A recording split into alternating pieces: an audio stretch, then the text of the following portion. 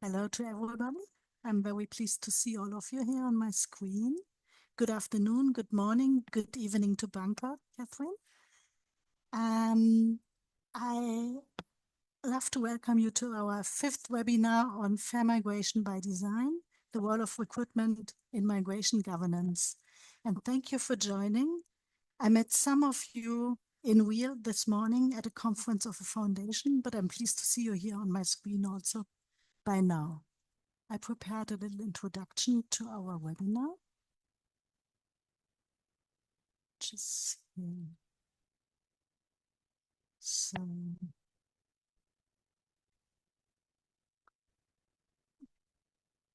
oh, sorry.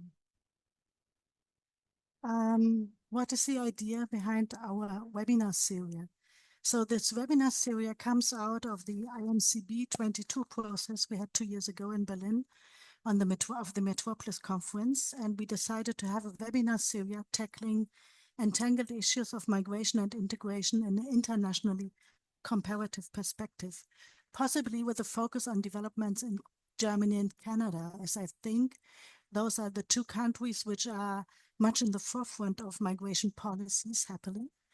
And the idea is to highlight the chances of proactive migration governance, to offer food for thought, so to be a bit provocative also, through international comparison, and to step away from a nation-centric frame of analysis towards a paradigm shift. So including also migrant knowledge, which often is missing, still missing, and introducing the work of practitioners also. So we had already 4 webinars in a German-Canadian perspective.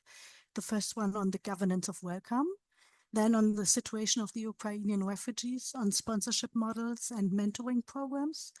We had the last one on navigating the arrangements of entrance and settlement. So what happens after the visa has been issued? And today we are speaking about fair migration by design, the role of recruitment in migration governance. And the idea of the webinars is to give you short pitches focusing on main arguments.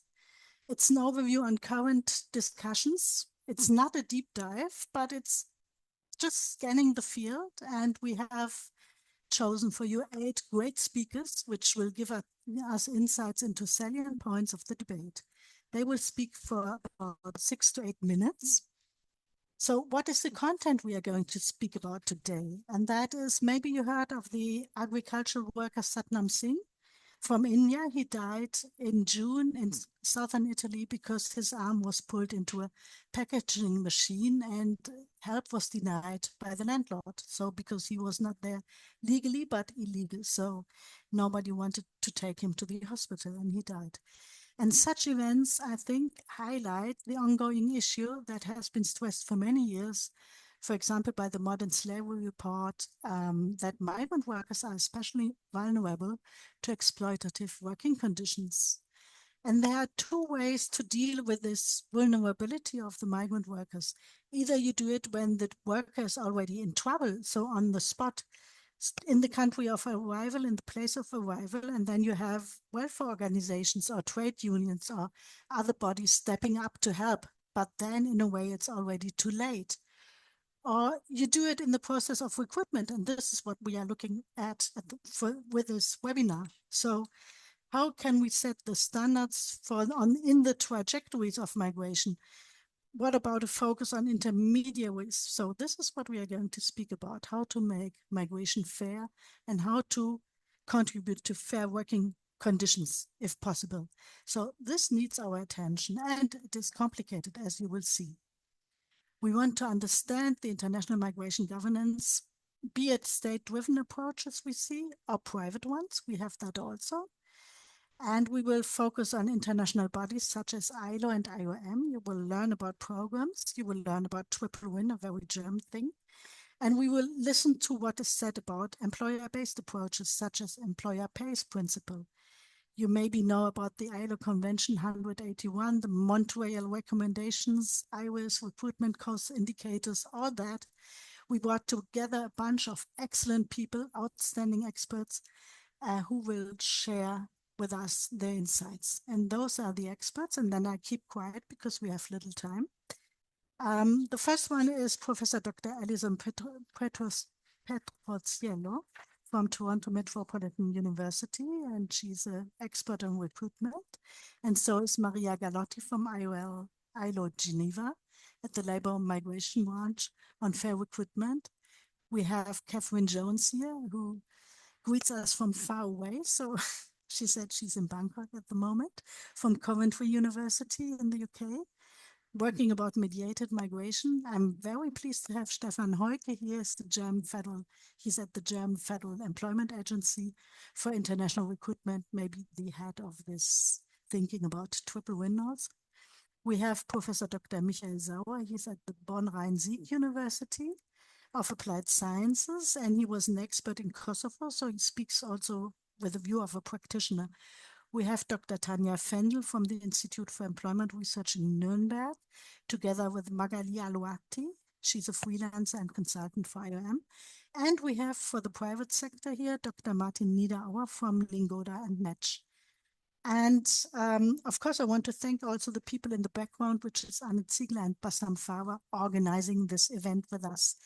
We have now 6 to 8 minutes for all the speakers to speak, and then we will record that and put this online also on our YouTube channel. The discussion we can have afterwards will not be recorded. So please, you can also write into the chat. Please use this opportunity to get into contact with your colleagues also. So that is absolutely wanted. I hand over to Alison. Thank you for taking the vote now.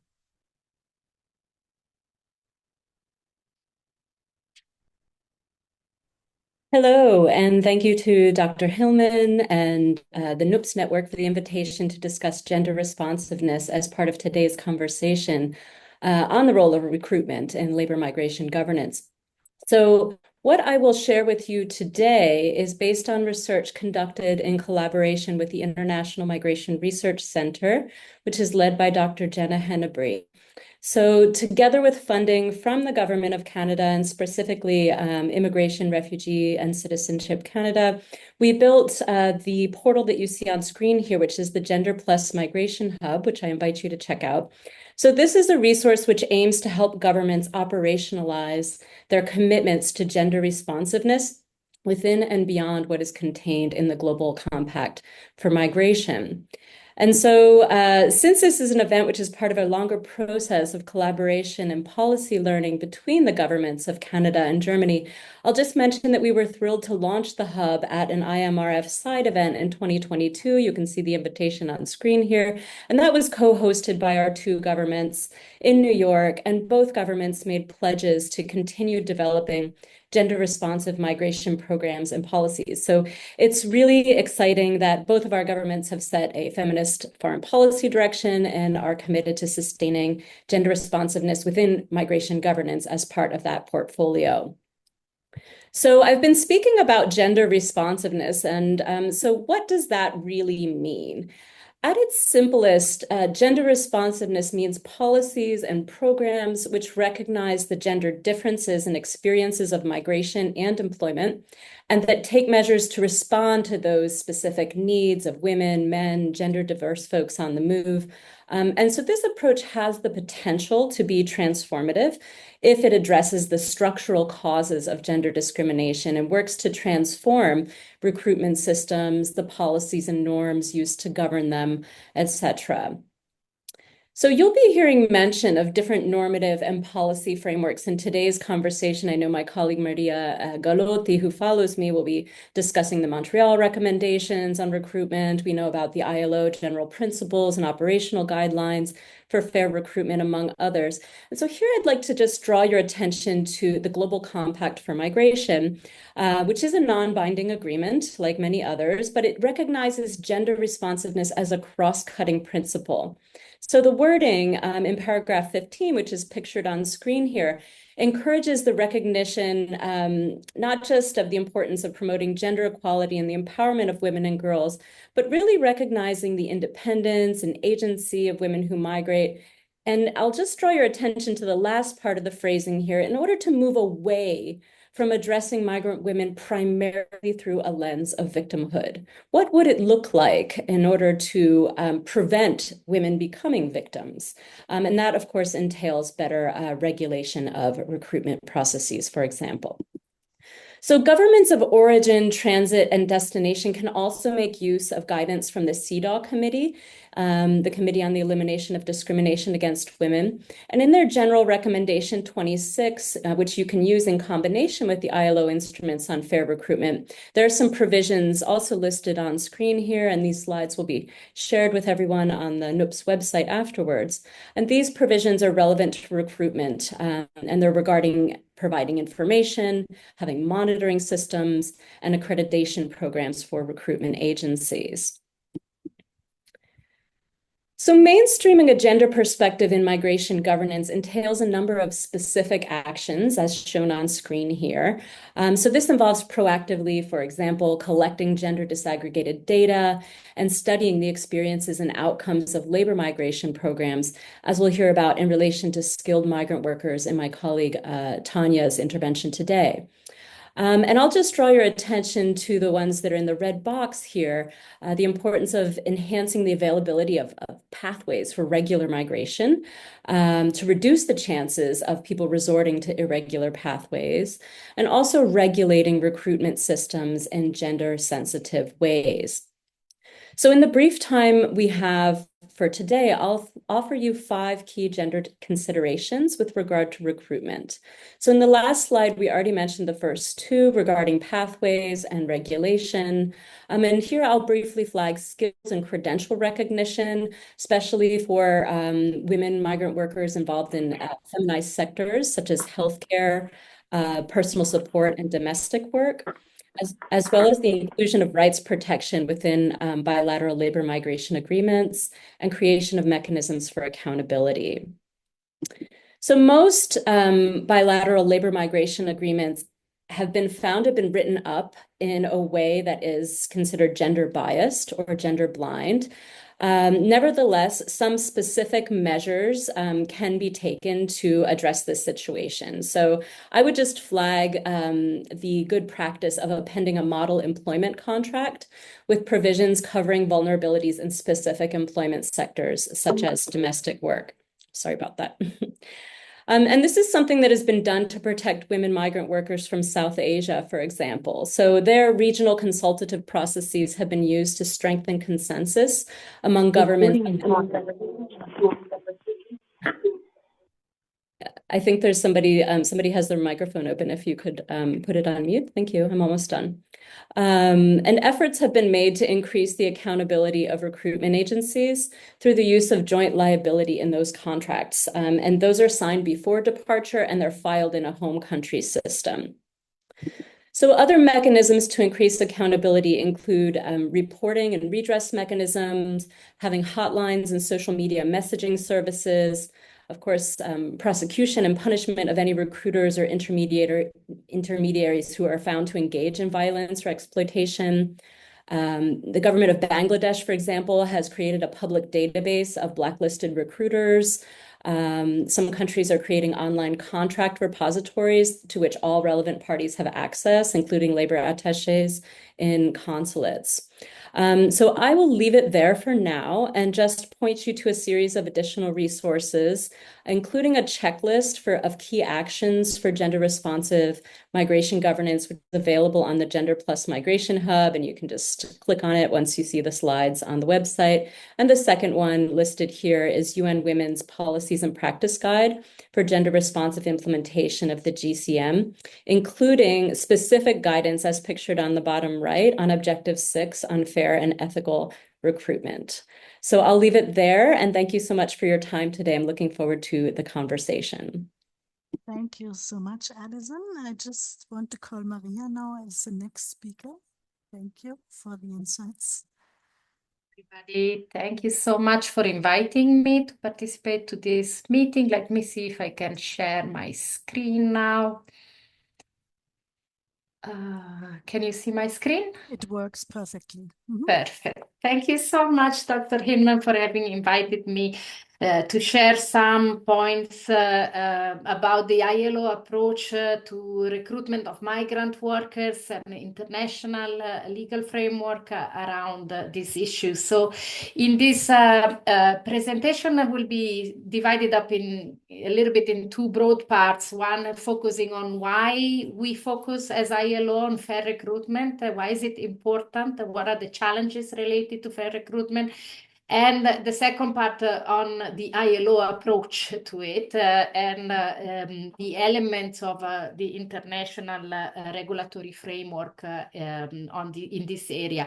And you know that if at the end of the presentation of this session you come out with a few takeaways, I mean, perhaps just to highlight, I mean, first of all, that migration from the ILO perspective and fair recruitment are issues that are related to the labor market, that these are labor-related issues, that fair recruitment is a complex issue that, and it is a shared responsibility between countries of origin, destination, transit, and hence requires a multi-stakeholder approach.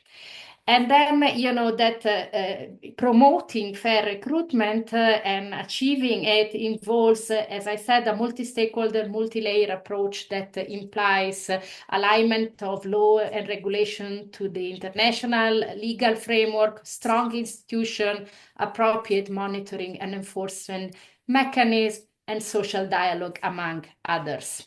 Maria, So, the slides are not moving, is that right? moving into the next slide. I mean, when we say what is fair recruitment and why we're dealing with it, I mean, I just put here a collection of very recent press titles that point at the range of abuses and the range of recruitment-related challenges that touch pretty much every country and region in the world. And just to see how, you know, these articles really cover a number of different regions and countries, it really gives a sense that this is a shared challenge and a global one. So I wanted to, when we're talking about fair recruitment, I wanted to highlight the links between forced labor and fair or rather unfair recruitment. As labor migration has increased over the past decades, we have 169 million migrant workers. Also, the risk associated to forced labor are increasing. Migrant workers are increasingly at risk. We know, sorry, I move without, we know that migrant workers are about 3 times more at risk than national workers of, risk of forced labor. And we know that this is an industry or an issue that generates enormous profit for illegal actors or actors that are acting in illegal space globally. So these are just, you know, some recent figures coming out of ILO studies. So when we see, I mean, clearly the link between forced labor and fair recruitment is quite well documented. We also know that this is linked to the recruitment processes in many cases, and that there are a number of circumstances and elements that can lead to abuse and exploitation in recruitment. Some of them are linked to the pre-departure stage, including charging of illegal fees and related costs, debt bondage, deception, fraud, and others are really more linked to the situation at destination, like contract substitution, retention of passport, non-payment of deduction of wages, which is sometimes associated to the fact that workers are paying fees to begin with, and then the employer would deduct these fees from the wages once at destination. The threat to workers, if they want to leave their employers. These are just some of the common abuses that workers might face and are linked to the recruitment phase. So going and highlighted, at the pre-departure stage, the charging of illegal fees and cost, I just wanted to go a little bit deeper into showing what is the wide range of recruitment-related fees and costs that workers might be facing that are associated to recruitment. And I won't go into the details of those costs, but I think these slides really give a wide range of costs that workers are facing at different stages of the process of their migration experience, really. And these costs have been documented, and they can really be quite exorbitant when they are summed together.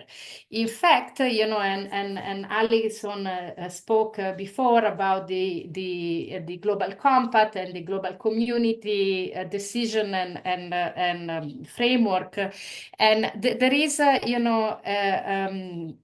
Sustainable Development Goal 10.7 includes an indicator on recruitment cost as a shared or compared to the income that workers receive at destination. And this slide shows that in some countries where we've been conducting research or surveys, costs can be really, really high and amount to some, 12 or 13 work month of equivalent of salary at destination. And we are talking about national statistical surveys that cut across, different sectors and geographic contexts. So they can be actually much higher in certain specific migration corridors. So against this background, what is the ILO approach? It's a right-based approach, of course, based on international labor standards. And as I said, this is labor issues, and hence, we do not conceive fair recruitment if not associated with the concept of decent work. There cannot be unfair recruitment leading to decent work, or rather, there cannot be fair recruitment if it leads to indecent working condition and exploitative condition at destination. And I think that's very important to look at. And this is why, we do look at recruitment as a matter of labor rights. And the approach that we promote is grounded on international labor standards. And I won't go into the details, but of course, Felicitas, you mentioned Convention 181, which is a private recruitment agency convention. But even more importantly, I'd like to point at the fundamental instruments of the ILO that covers, issues related to freedom of association and collective bargaining, forced labor, discrimination, and child labor. And, the forced labor protocol and convention in particular make a direct link between recruitment-related abuse and debt bondage and the risk of forced labor. Grounded on international labor standards, the ILO has a fair recruitment initiative, at the core of which are the general principle and operational guidelines on fair recruitment. This is negotiated international text. It's a non-binding instrument, but it is grounded on international labor standards. And it includes, and I like perhaps to, focus a little bit on that definition of recruitment fees and related costs. And I just 30 seconds on this, definition to say international labor standards and in particular Convention 181 has a general prohibition of charging of recruitment fees and costs to workers or job seekers. This is grounded on the very fact that, labor is not a commodity and workers should not be paying for obtaining a job. However, there was no internationally agreed definition of what such cost and fees are.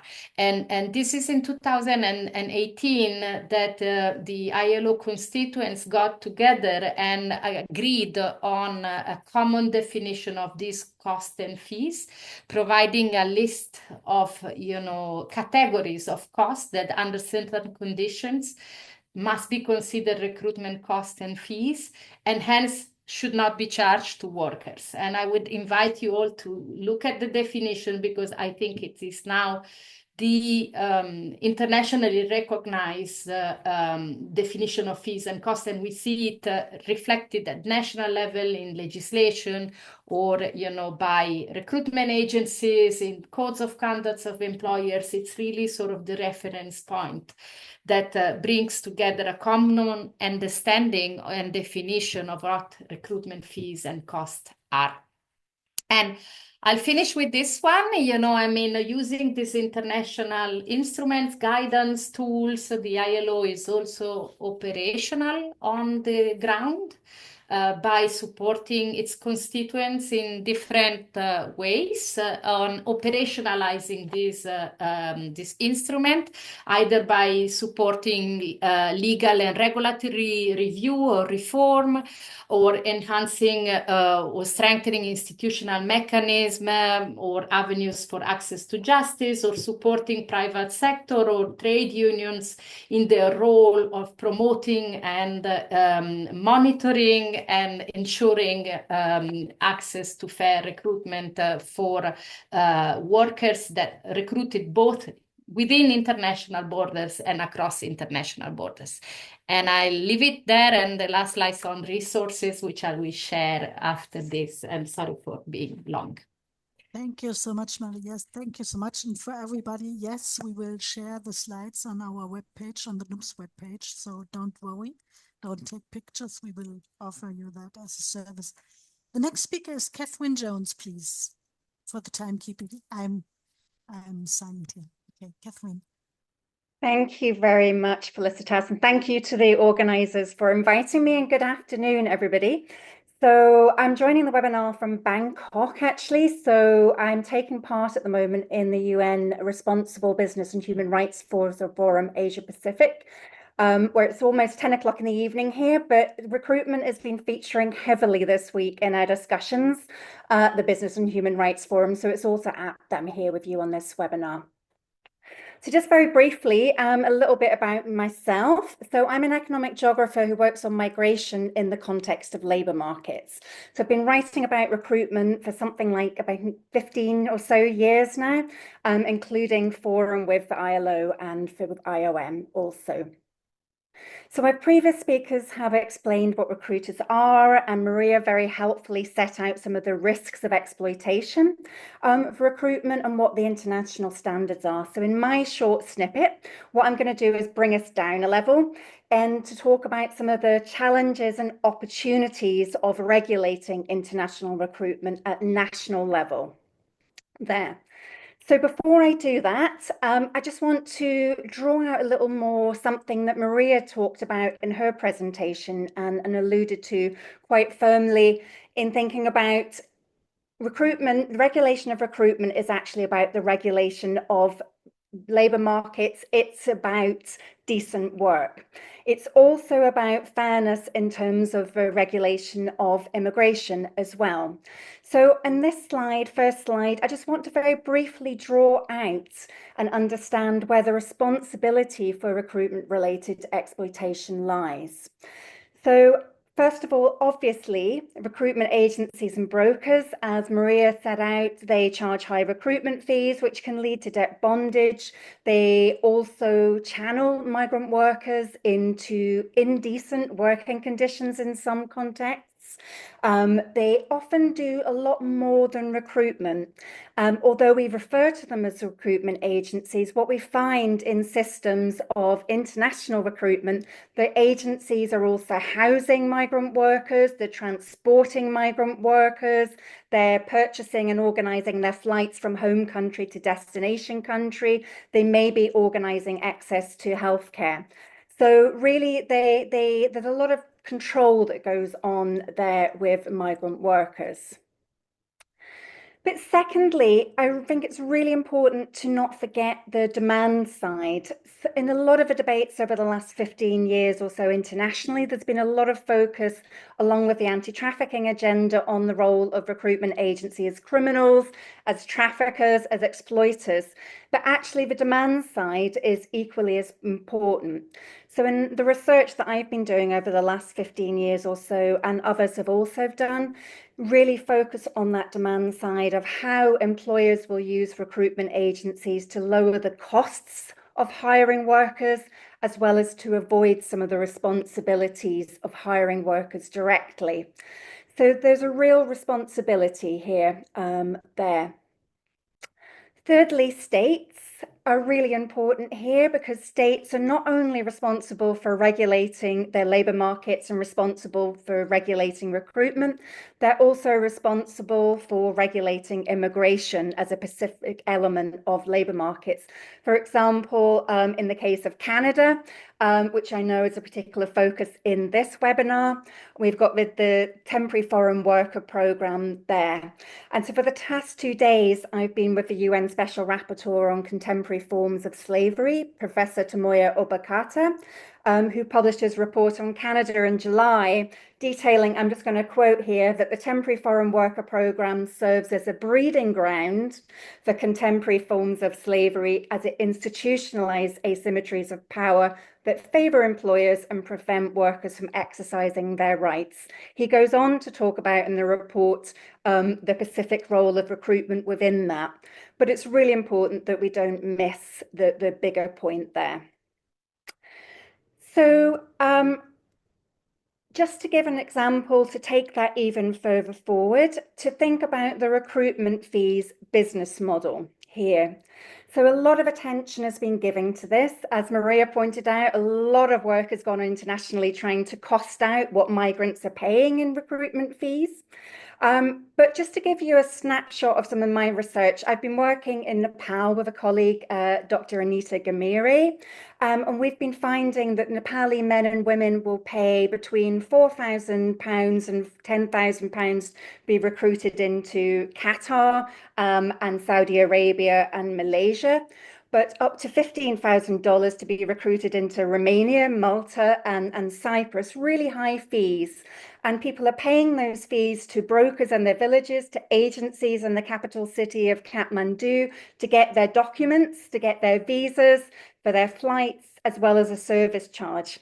However, the reason why they are paying those recruitment fees is not just because there's bad actors going on in Nepal, it's because the employers on the other side of it, the demand side, are not paying the costs of recruitment. So the costs are being offloaded onto migrants, which makes the international recruitment of low-wage migrants cheap for employers and food states. So I think one of the colleagues in the webinar is going to talk more about employer pays principle, so I'm not going to say much more now. But just briefly, the employer pays principle comes from an advocacy demand to shift the cost burden back to those who benefit there.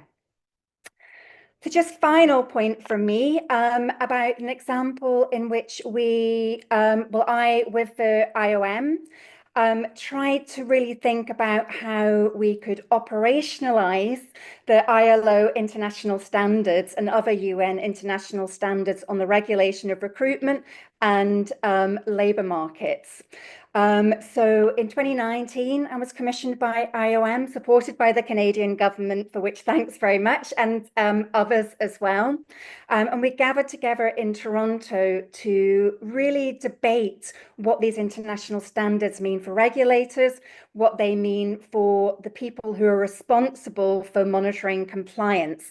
So this is very much a technical meeting rather than a political meeting, and really the first of its kind. So it was an opportunity to share examples and practice and really look at some of those challenges and opportunities. So we looked at the inconsistency between countries in regulation, we looked at the imbalance in power between states, and we looked at how to incentivize recruitment businesses and employers to comply. And you can see in that final roadmap the result of our discussions there.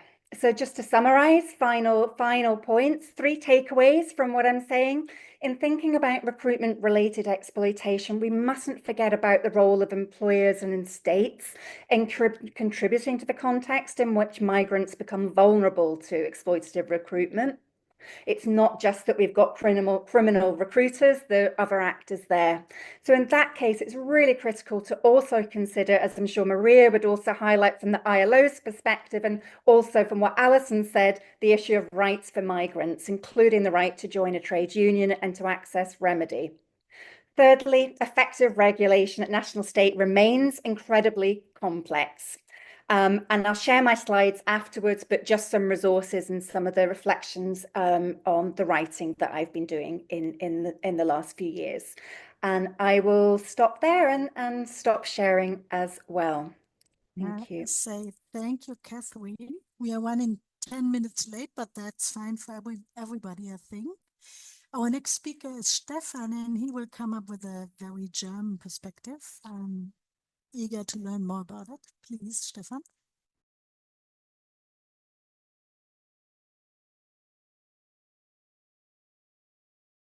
Yes, now I've managed to unmute myself. Thank you very much indeed, Felicitas.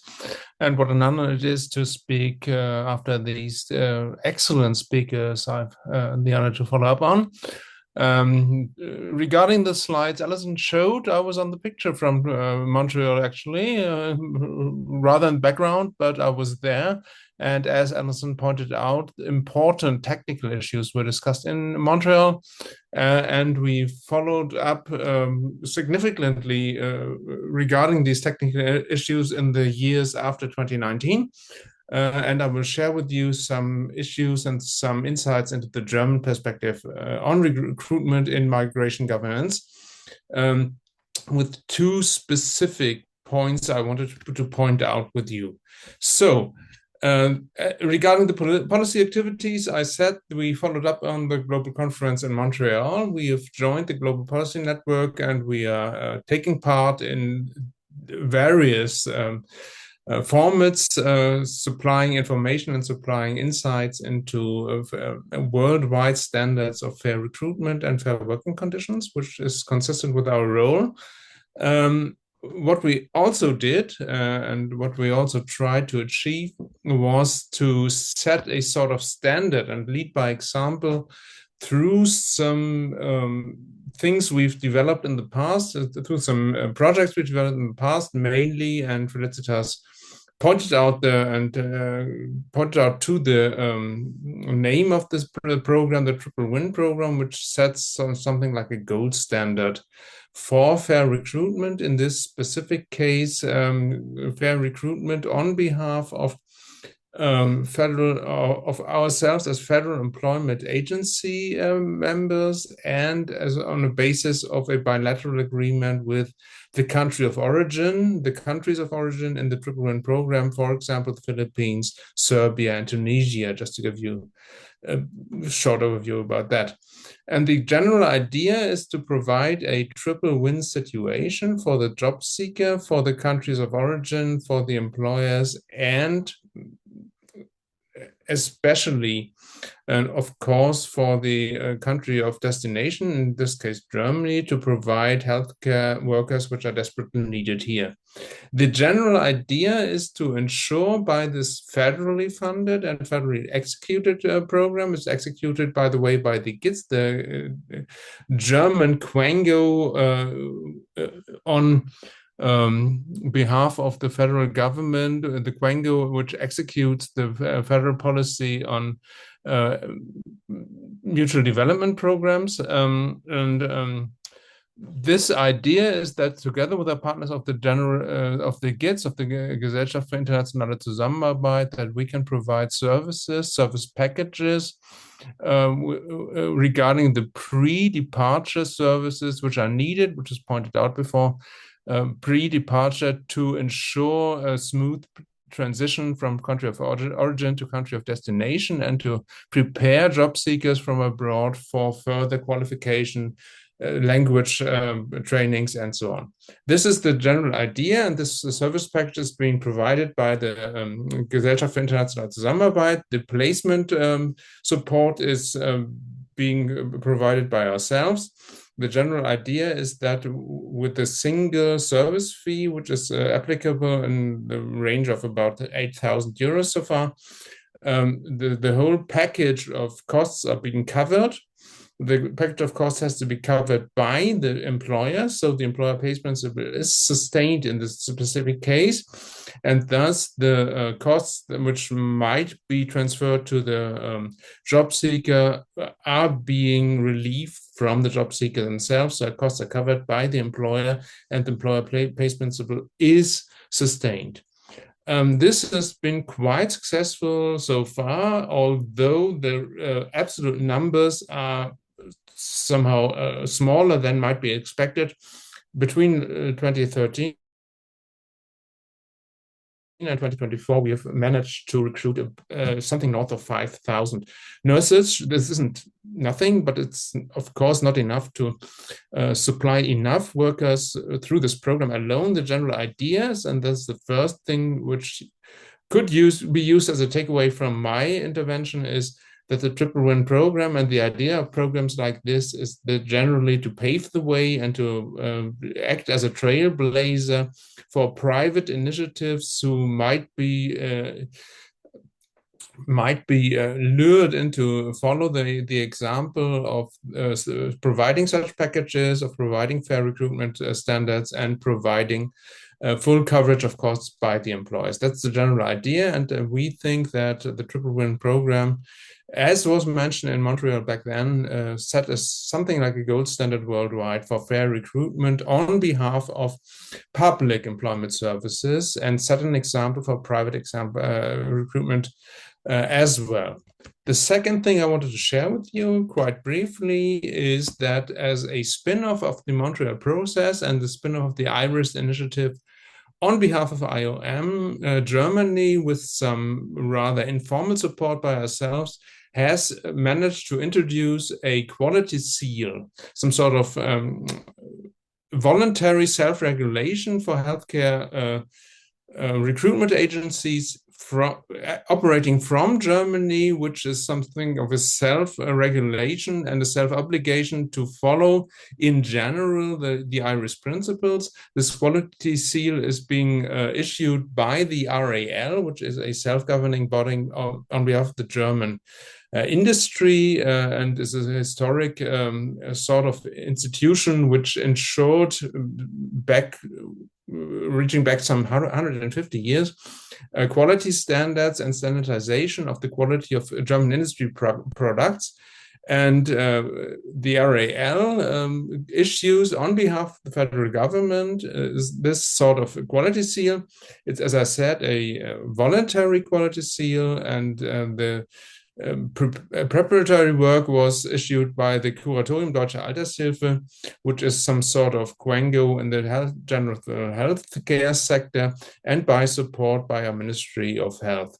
This started a couple of years ago, was funded by the Federal Ministry of Health, and has just started to gain some ground. The general idea is some sort of self-regulation, which might provide a sort of substitution for lack of federal government regulation in the healthcare sector or in the recruitment sector, because in Germany, like in many other countries, the regulation on in the employment agency sector is very small, and there's very little regulation on behalf of the federal government. It's part of the deregulation in the last 30 years. I'll stop it there and leave it there, and back to Felicitas. Thank you.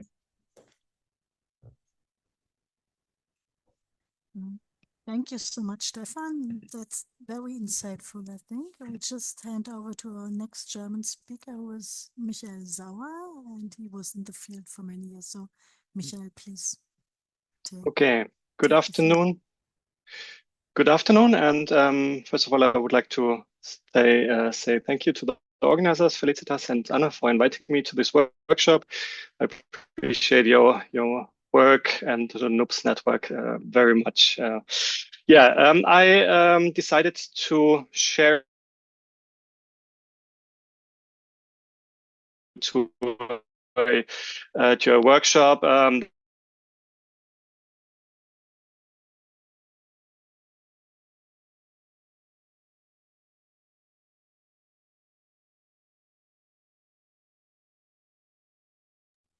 So we have a technical issue here. Maybe, Michael, if you can hear us, you just step out and step in again, and we will switch over to Tanya Fendel, maybe, to not lose time and let you in then later again. Anne, what do you, yeah. Okay, I can, if Perfect. it's Thank you okay so much. for Michael. Yeah, that's fine.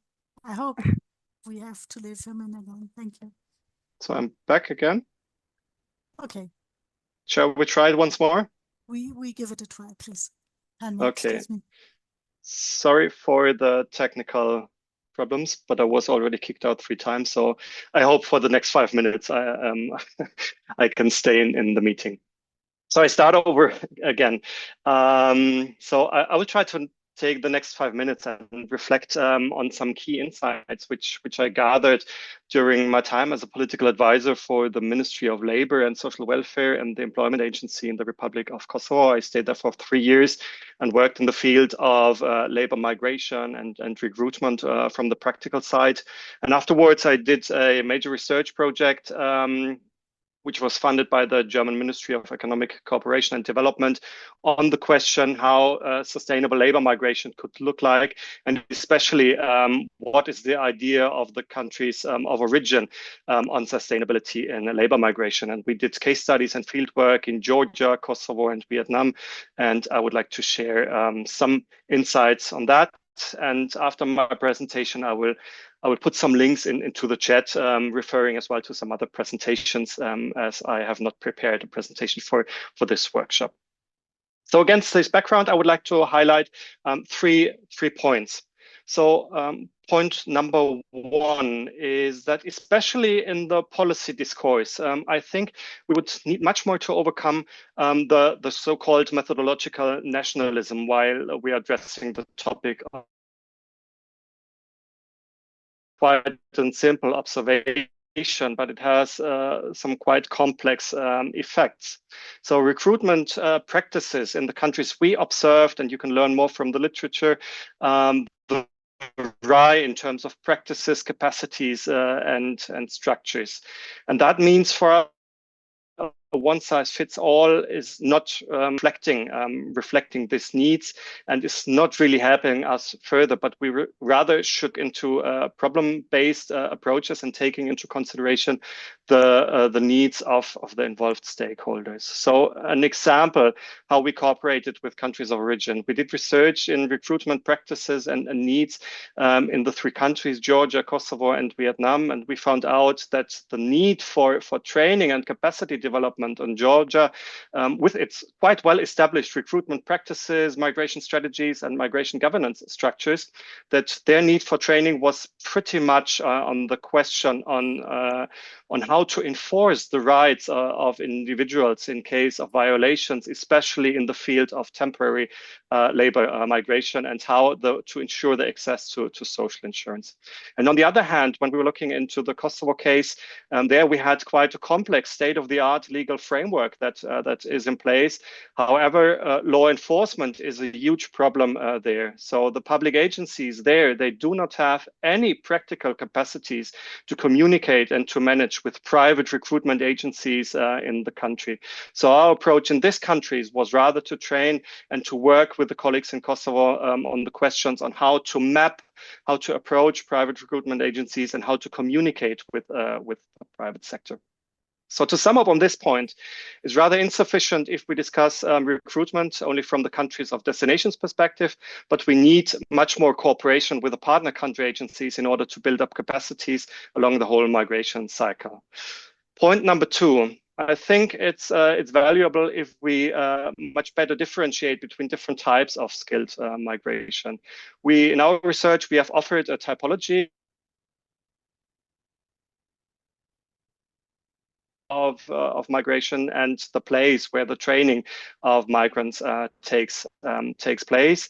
And our experience and our findings is that especially in managed programs, such as, for example, the Triple Win project, but as well in other types like the global skills partnerships, migrants and especially the stakeholders involved in these programs have developed a much higher level of information and understanding of the complexity of the recruitment processes. One example on that, there is a university in the Republic of Kosovo, the so-called Heimerer College, that is, to my understanding, one of the few practical examples of the global skills partnerships idea that has been put forward by Michael Clements some years ago. One of the few examples operating worldwide. And this college has a more than 10 years experience, and not only experience in recruiting, but as well experience in skilling up, in upskilling of the migrants, engaging returning migrants. So they're covering quite many dimensions of labor migration. And by that, the development of this private actor or the capacities of this private actor are comparatively high, especially in the Western Balkans. So what's the reasoning behind that?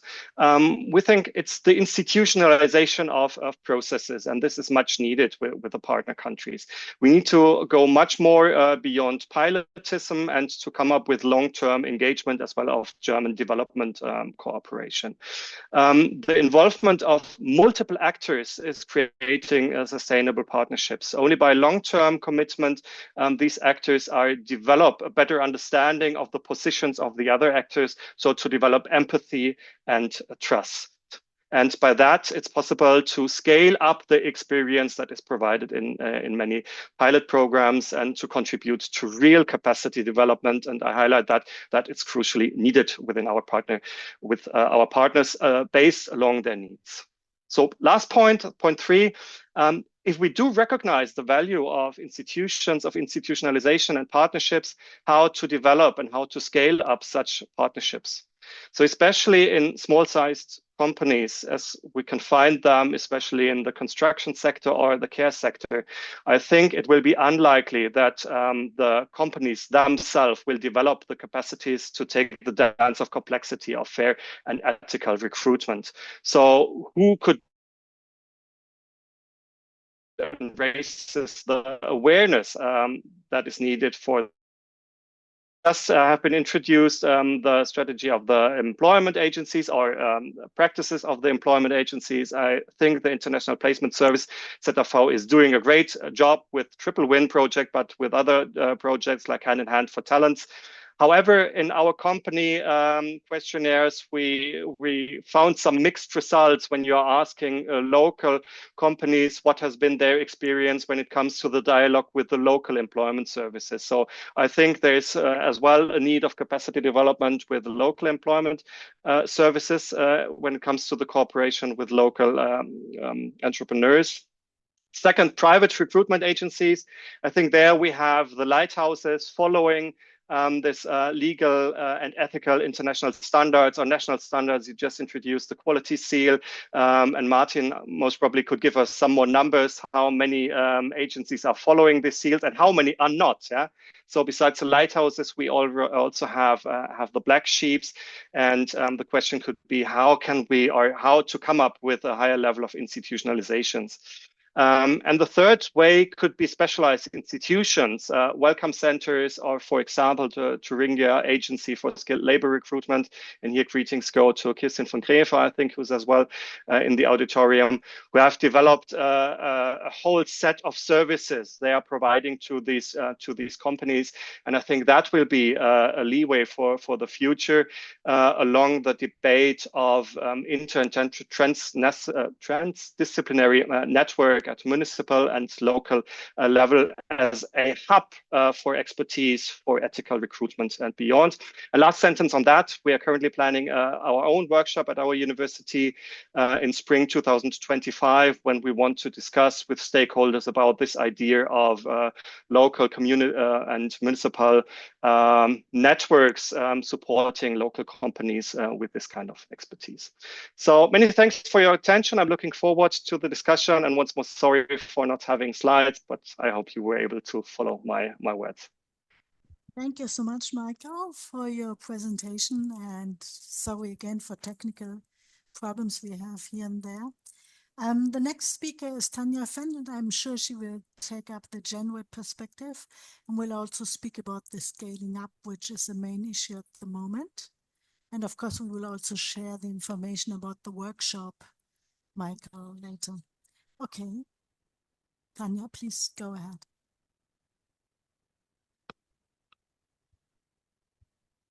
Yeah, thank you very much for inviting us to this very interesting webinar. I would like to report on a project I'm working with Magali Alouati on gender inequalities in migration policy.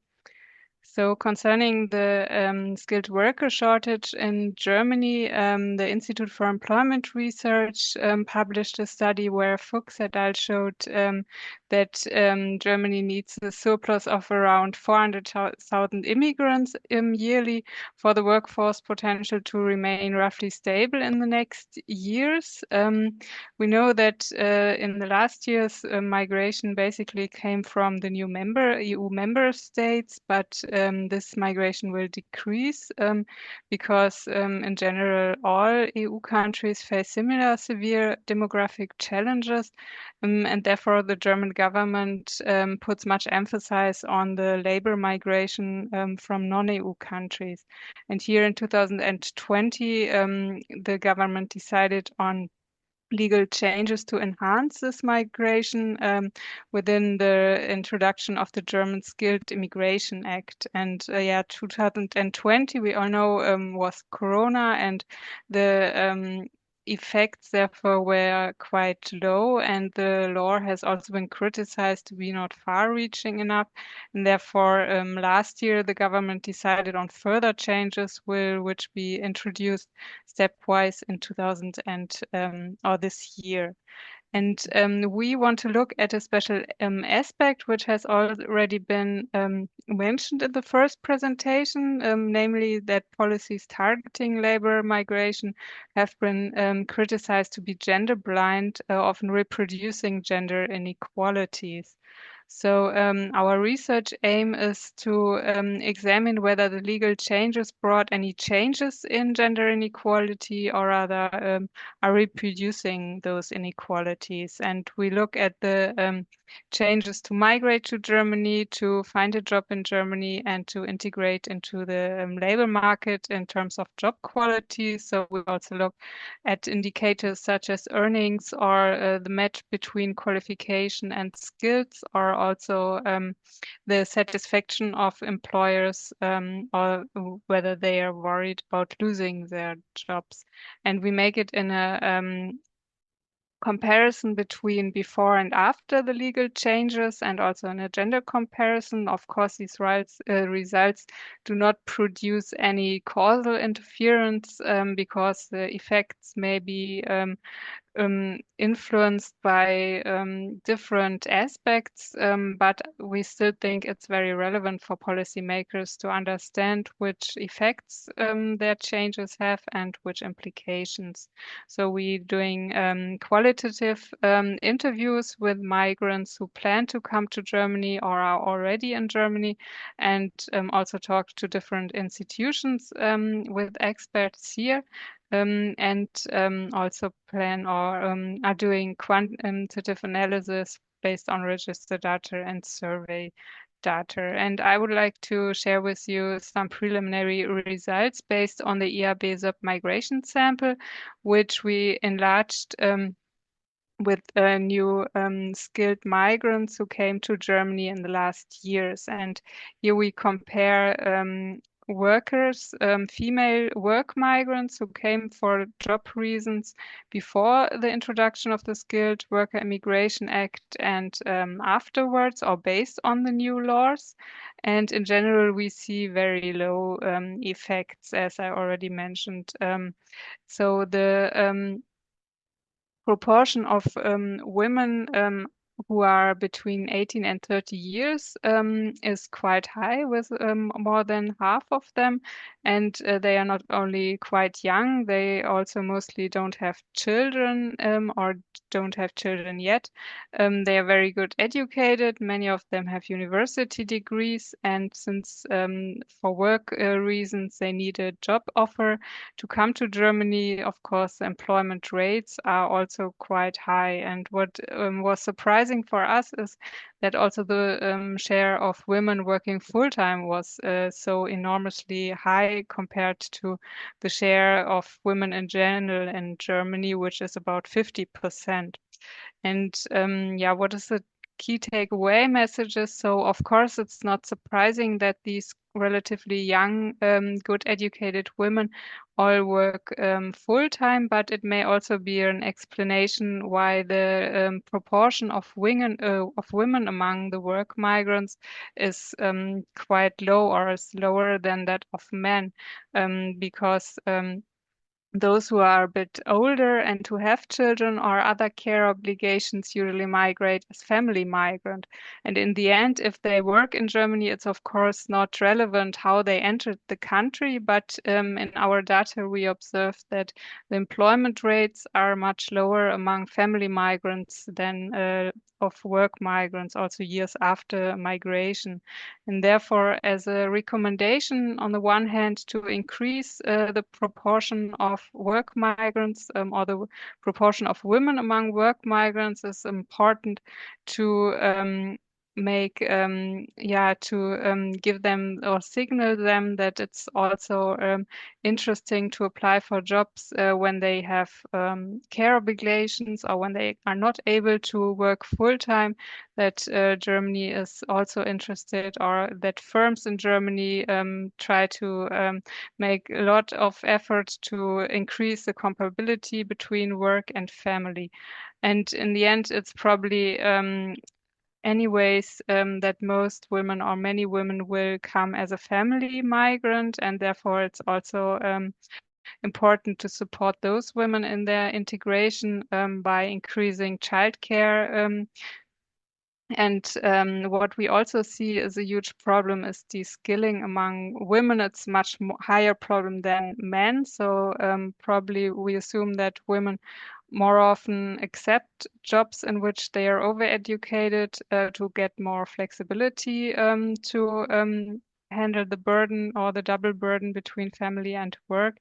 And therefore, for firms and also for job centers, it's very important to support these women with getting their credentials recognized, so that the share of those being overeducated decreases, especially among women. Thank you very much.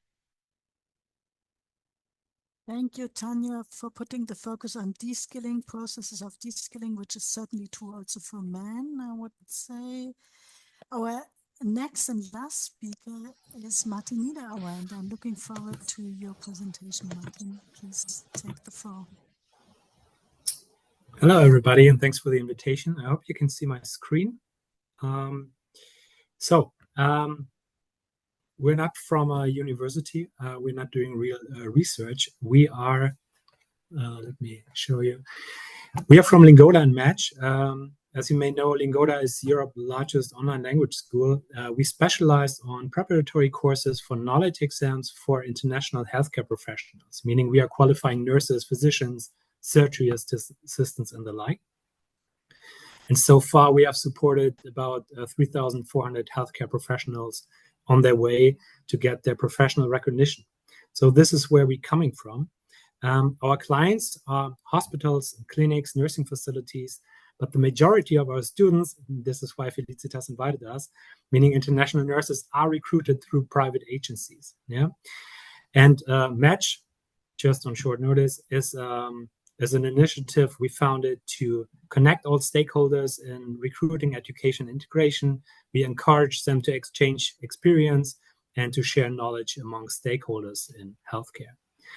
So what I'm going to present is our experiences in exchange with private recruiting agencies in Germany. So as Stefan Hauke already mentioned, the recruiting market in Germany is not really regulated, almost completely not regulated. According to a recent report by the German government, about 90% of foreign healthcare professionals come to Germany via private recruiting agencies, 90%. However, we assume that it's hard to tell exact numbers because we don't know of any official statistics. The difficulty is that that skilled labor migration is not only organized by private recruiting or governmental agencies like the ZAV and Triple Win. There are also personal job applications from nurses who are still living in their country of origin. And additionally, big hospital companies also have their own department for international recruitment and do not rely on external agencies. However, over the last 2 years, we've seen a significant increase of private recruiting agencies. Up to today, we know of about 450 German private agencies working in healthcare. But again, although this number seems very high and it's not easy to keep an overview, as there is no official register of private recruiting agencies in healthcare. Because, as Stefan Hauke said, the recruitment market is not really regulated. So that means you don't need any official approval from a federal agency to start a recruiting company in Germany. You don't need any special knowledge or expertise. You don't need any special qualification. Basically, everyone can found a recruiting agency. Also, individuals with no knowledge about healthcare or the healthcare industry can start recruiting foreign nurses. So that leads to a very different business form.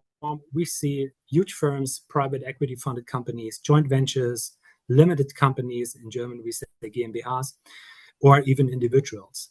We also see a very heterogeneous level of knowledge and experience. We see real experts with years of experience in different verticals to novices with almost no knowledge about visa and recognition procedures. Of course, this also depends on the size of the company and their resources. And we see a huge price range from less than 10,000 up to 18,000 euros per professional nurse, depending on the agency's service. So another thing we are currently observing is that on the one hand, the market of private recruiting agency is growing fast because of the huge shortage of skilled workers in healthcare. And of course, hospitals and facilities need skilled nurses to guarantee good healthcare and also to achieve their economic goals. On the other hand, hospitals and nursing facilities are currently facing huge economic challenges. We see that hospitals and nursing facilities are not always equipped to invest in international recruitment. For example, due to an upcoming hospital reform, and many hospitals are not sure how this reform will affect their facilities.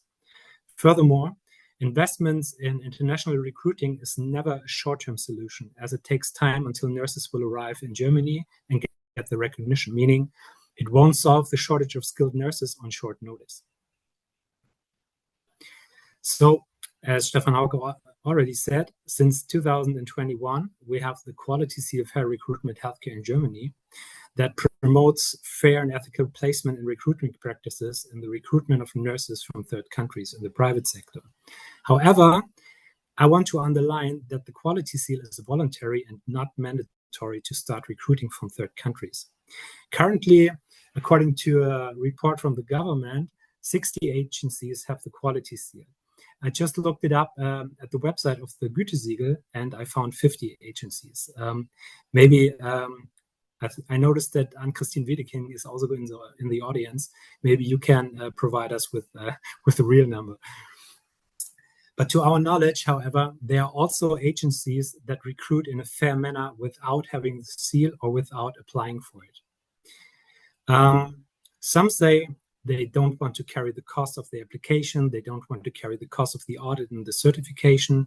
Some say the quality seal is too narrow and limiting when it comes to business decisions. And some say the quality seal is simply of no use for them. Of course, as you all know, when applying for the Quality Seal, recruiting agencies have to meet certain criteria to receive it. And one basic criteria is the so-called employer pays principle, meaning nurses don't pay for anything. No agency fee, no educational program, no language courses, etc. The employer pays everything. So based on our exchange with recruiting agencies, their evaluation of the EPP is very ambivalent. On the one hand, cost barriers are clearly regulated. And most importantly, the EPP protects foreign nurses from facing financial risks or crisis and makes sure that nurses do not fall into debt.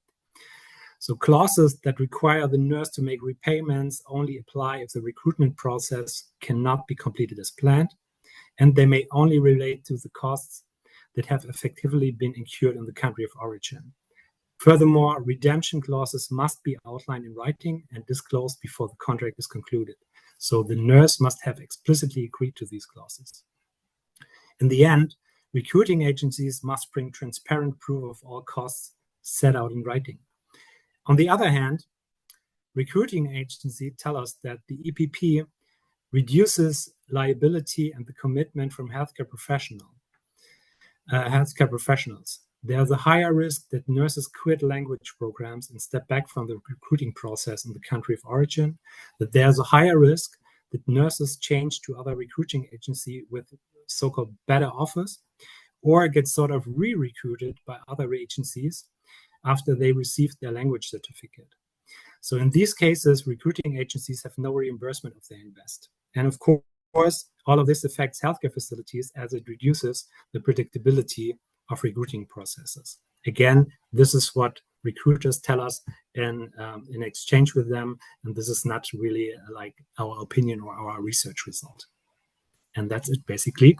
And if you're interested in the topic, join our next event with Ann-Christine Wedeking, with Sarina Strumpen, and with Roland Job from the Federal Ministry of Health on ethical questions of recruitment. Thank you. Thank you so much. Thank you so much for your presentation, Martin. I'm a bit, it's a bit sober to hear your finding here, that the quality seal is of no use, maybe. I would like to hear our colleagues from IOL, ILO and IOM, what they think, if that is really a point to make, or if other countries have experiences with that quality seals. Maria. I mean, just perhaps a general comment on quality seals or voluntary certification schemes. I think we've seen a number of these initiatives, and I think it's these are good initiatives that are promoted by the industry. I guess that as I said in my intervention before, recruitment is a very complex matter that cannot be dealt from a single angle, and quality seals or certification schemes, we like to see them link with robust regulatory framework and see them as complementary tools to robust regulatory framework that is enforced and implemented, rather than a substitute that a regulatory to a regulatory framework. So I think perhaps indeed one point that I wanted to make is that as other tools like social auditings or voluntary initiative are important and good initiative when they come to complement and raise the bar that is usually to be ensured by a regulatory framework that is clear, transparent, and duly enforced. And perhaps another point I wanted to make is the role of workers and unions in their sort of monitoring role as well. I mean, we've heard about the Triple Win project program, and how also this included the role of unions. I just wanted to point, for example, at some interesting initiative, like one that is promoted by the International Trade Union Confederation, ITUC, that has developed a platform called the Recruitment Advisor, which is a platform that is meant to give workers voice in rating the recruitment agencies against a set, list of principles that are, coming from or taken from the ILO general principles.